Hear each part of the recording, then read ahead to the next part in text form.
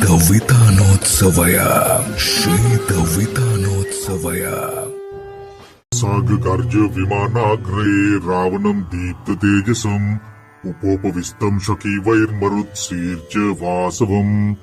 आसीनं सूर्यसङ्कासे काञ्चने परमासने रुक्मवेदीयतां प्राज्ञा ज्वालामितपावकम् देवगान्धर्वभूतानां माचिनानां च महात्मनाम् अजेय समवेघोरां यप्राप्तमिवात्रखम् सागर्ज विमानाग्रे रावणं दीप्ततेजसम् उपोपविष्टं शकीवैर्मरुत्सीर्च वासवम् आसीनं सूर्यसङ्कासे काञ्चने परमासने रुक्मवेदीयतां प्राज्ञा ज्वालामितपावकम् देवगान्धर्वभूतानां माचिनानां च महात्मनाम् अजेय समवेघोरां यप्राप्तमिवात्रखम् सागर्ज विमानाग्रे रावणं दीप्ततेजसम् उपोपविष्टं शकीवैर्मरुत्सीर्च वासवम्